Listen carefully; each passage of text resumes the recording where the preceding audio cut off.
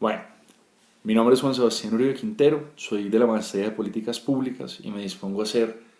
el punto número 5 de la espiral de liderazgo consciente, que se refiere a cómo me evalúo a mí mismo dentro del problema. Para eso valdría la pena recordar que el problema sobre el que quisiera trabajar es cómo desde el Congreso de la República se podría crear alguna medida que buscara aliviar de alguna manera la crisis carcelaria de hacinamiento que existe en Colombia, particularmente trabajando la excesiva imposición de medidas de aseguramiento en medio del proceso penal, que supone que hay muchísimas personas sin una condena dentro del proceso penal que en este momento se encuentran en las cárceles. Para eso voy a utilizar los tres puntos que se proponen en la guía de la espiral de liderazgo consciente, que básicamente exploran eh, cuál es la autoevaluación o cómo hace uno parte del problema, con qué recursos cuento para intervenir en él y qué haré para protegerme a mí y proteger a otros a la hora de abordar el problema. Entonces, para abordar la primera parte de cómo hago yo parte del problema, creo que valdría la pena recordar una de las cosas, o una de las cosas que me dicen constantemente desde siempre, y es que muchas veces hablo mucho quedándome en únicamente palabras más que en acciones. Me lo dicen desde el colegio, ha sido un proceso bien largo entender cómo eso hace parte de mi personalidad y de mis procesos de liderazgo, pero creo que uno de los primeros riesgos a los que me enfrento es que eh, despliegue todo un plan, hable muchísimo de este problema, cuente cómo podría solucionarse y que todo esto se quede en palabras, en humo. Incluso algún maestro alguna vez me decía que buscar problemas grandilocuentes, difíciles de solucionar, pensar en cambiar el mundo en su totalidad, podía ser una forma inconsciente de autoprotegerse porque cuando no se lograra, pues la tarea era en todo caso muy grande y no podría ser culpa de uno no hacerlo, si no despliega todo para eh, lograrlo. Entonces creo que ese es uno de los primeros elementos de los que tendría que cuidarme y de los que tendría que ser muy consciente. Entender que, por supuesto, estoy eligiendo un problema grandilocuente, que tal vez desde donde estoy tiene sentido, por lo menos buscar de alguna manera aportar a solucionarlo, eh,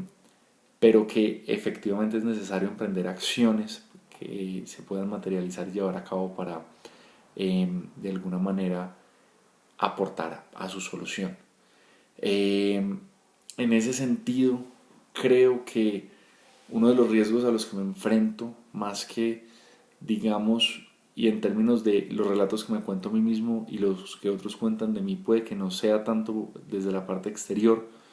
porque no es un problema en sí mismo que tenga un mandato de abordar, y seguramente si no lo abordara o si no emprendiera acciones para hacerlo,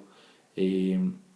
digamos, las otras personas no se darían cuenta. Creo que hace parte más de mi visión de mí mismo, y ahí me encuentro con algo que me sucede mucho, como generalmente en mi cabeza encuentro o pienso en acciones que tendría que emprender y que muchas veces por diferentes circunstancias no emprendo, me evalúo fuertemente al respecto y me autocastigo de alguna manera o me juzgo duro. Entonces creo que valdría la pena ser consciente de eso, ser consciente de ese ejercicio que generalmente suele ser muy íntimo de autoevaluación y que la mejor forma de evitar una evaluación negativa es efectivamente emprendiendo, como ya decía, acciones para abordar el problema. Eh, Creo también, por supuesto,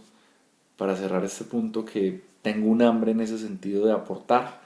y que el riesgo es que esa hambre se quede únicamente en la sensación de estar aportando con solamente hablar más que en el aporte mismo.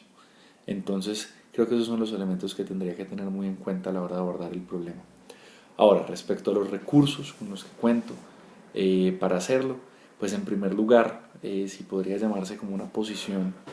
de autoridad formal, aunque creo que realmente más que de autoridad formal o informal, se constituye un espacio que me brinda una oportunidad por lo menos de buscar que el problema quede en la agenda pública y que quienes toman decisiones puedan hacerlo al respecto es que al ser asesor de un representante de la Cámara del Congreso, pues tengo la posibilidad de sugerirle cosas, de hablar con asesores que están allá y que también tienen intereses en esta problemática, y de alguna manera mover el entorno de manera que pueda, por lo menos, como ya lo decía, priorizarse este problema y hacer algo al respecto. Nada más, ahorita que leía las lecturas, me llamó mucho la atención la historia de los guantes en la compañía y cómo eso supuso mover a los elefantes para tomar una decisión. No sé si algo en ese sentido pudiera hacerse en el Congreso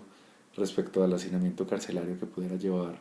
a una toma de decisiones más efectiva. Entonces creo que ese es uno de los elementos o de los recursos con los que cuento.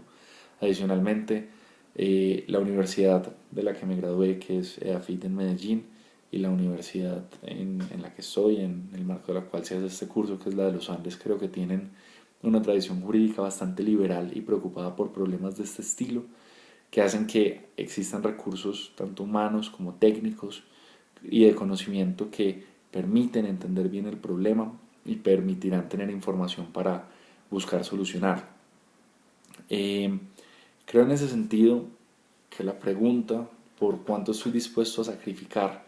o cuánto estoy dispuesto a incomodarme para llevarlo a cabo se conjuga un poco con el punto anterior. Y el problema en ese sentido estaría en que, por supuesto, estoy dispuesto a trasnochar, por supuesto, estoy dispuesto a, de alguna manera, usar tiempo de mi ocio para aportar al problema, pero seguramente me encontraré barreras de incomodidad, especialmente se supone tiempo para otras cosas que no esté dispuesto a sacrificar en ese sentido. Y por último, para concluir, respecto a los riesgos que veo que puede traer el problema, pues en primer lugar hay uno que se da en el marco de la posición en la que estoy, y es el hecho de que pedirle a un congresista que apoye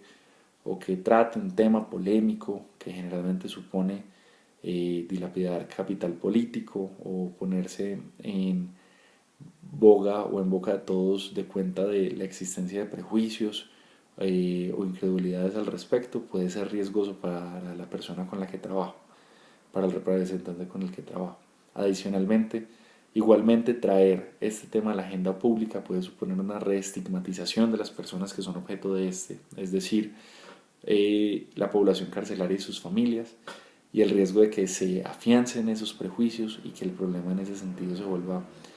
pues o no se solucione o sea difícil de solucionar. Y bueno, creo que mucho de lo que ya mencioné se refiere a los riesgos a los que me enfrento yo. Creo que la autoobservación y el autocuidado serán fundamentales para tratarlo. Gracias.